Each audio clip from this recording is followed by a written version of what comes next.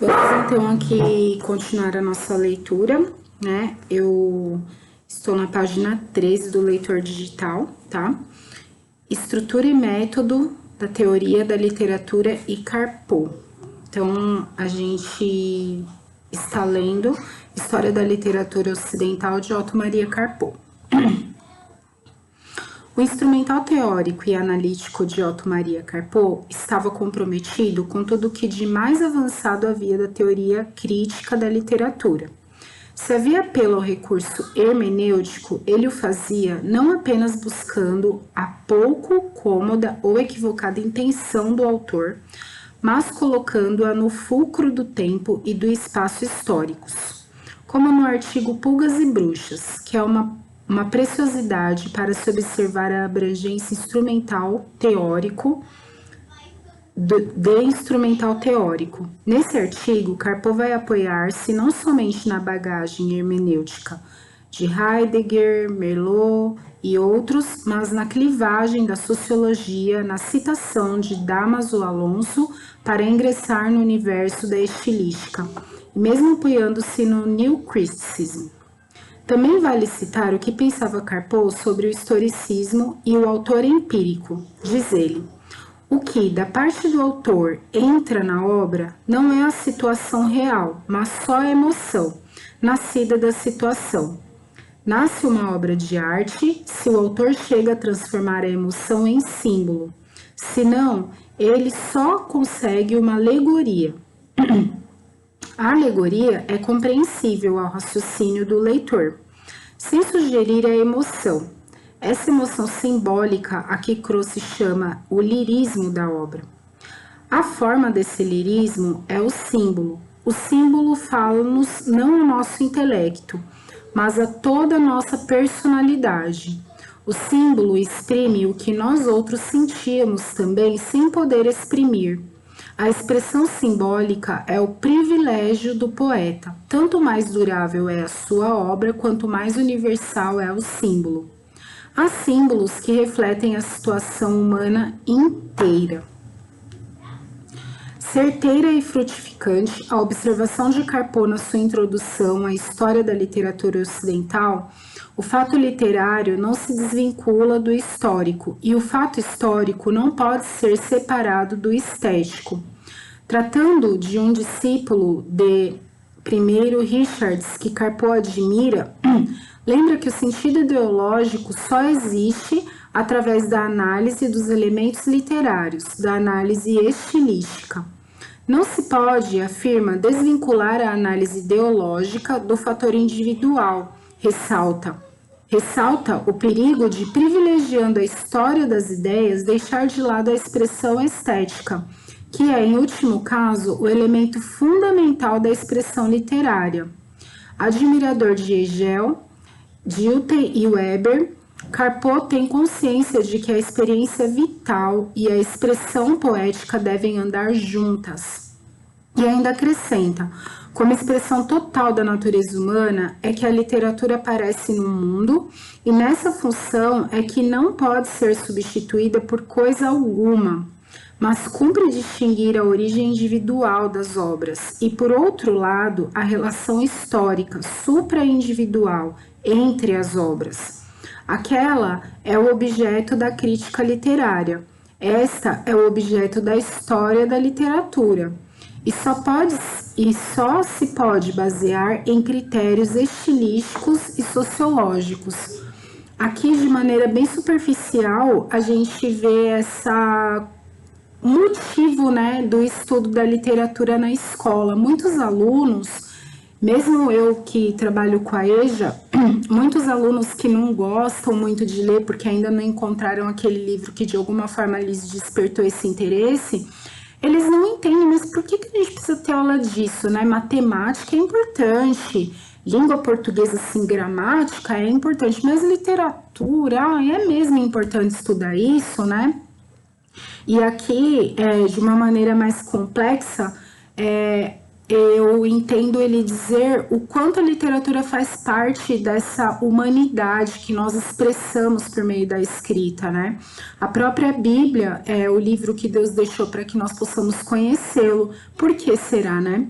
A Bíblia é um tipo de literatura toda voltada ali pro sobrenatural de Deus, né? Eu acredito nisso, mas é uma forma literária que Deus tem de conversar com o homem, de comunicar ao homem os seus pensamentos, de comunicar ao homem quem Deus é.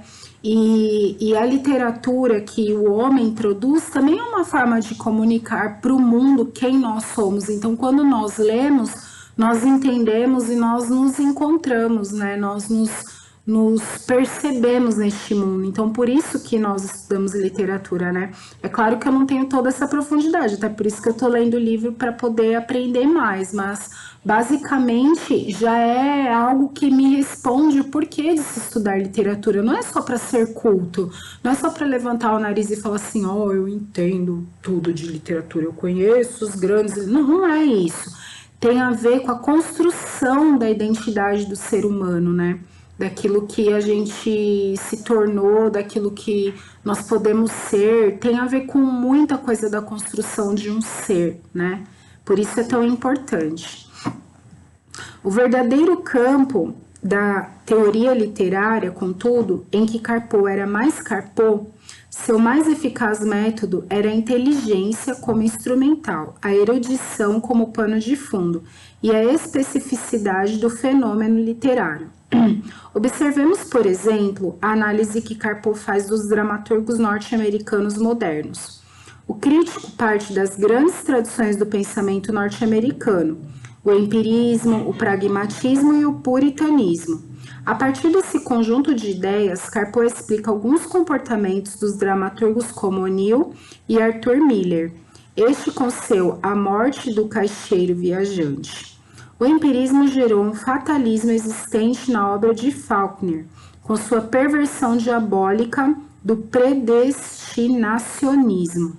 O fatalismo absoluto exclui a tragédia, sentencia Carpo com seu singular final de alguns dos seus parágrafos. O pragmatismo considera o mundo como obra a ser realizada pelo homem. É uma filosofia otimista, e é ela que vai gerar o teatro leve e comercial. O mundo é a nossa tarefa e a vida recompensa o esforço. Por fim, a grande tradição ético-religiosa, a herança do puritanismo, é o conflito entre os instintos e a norma. Sobre Arthur Miller, afirma, agora, aprofundando-se no caráter estético, sua visão heróica da vida trivial dos humildes tem algo do teatro épico de Brecht. A construção das peças é deliberadamente não dramática e usa todos os recursos do expressionismo para tornar irreal, visionária a realidade. Suas peças têm força de parábolas morais, mas essa moral é a do valor maior do sucesso espiritual em comparação com o sucesso material. Carpo só não introjetara o estruturalismo, que chegou a conhecer.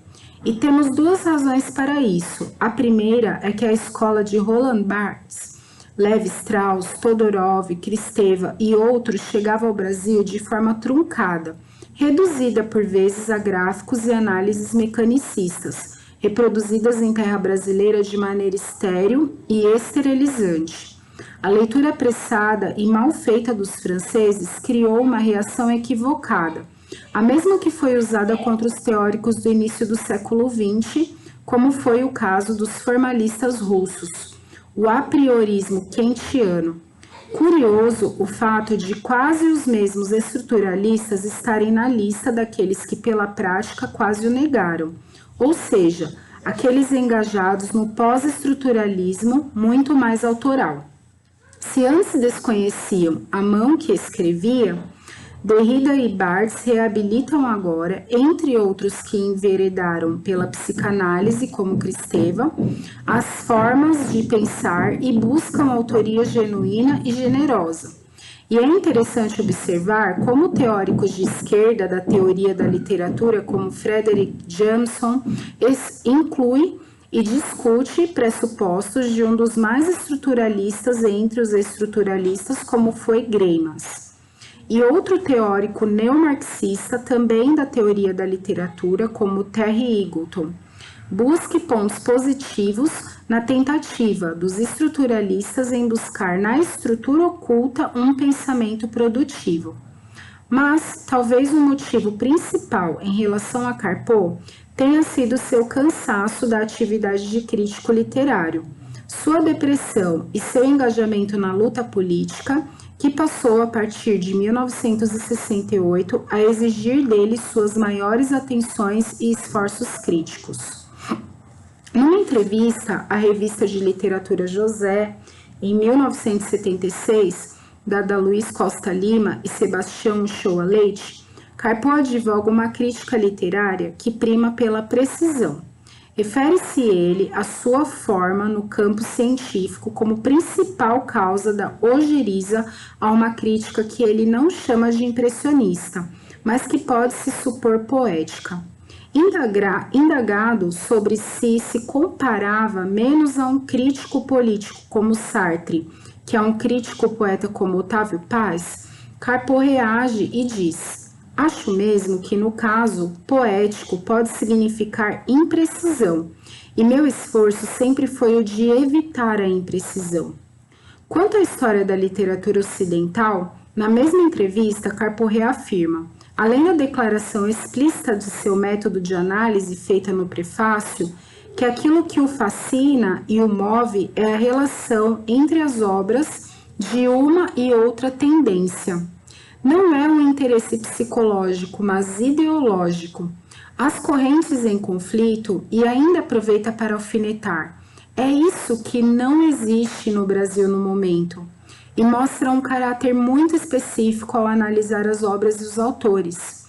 Busca a heterodoxia, mesmo nos ortodoxos, uma visão nova ou inovadora, um aspecto ainda não apresentado, ou um ponto de vista pouco tradicional.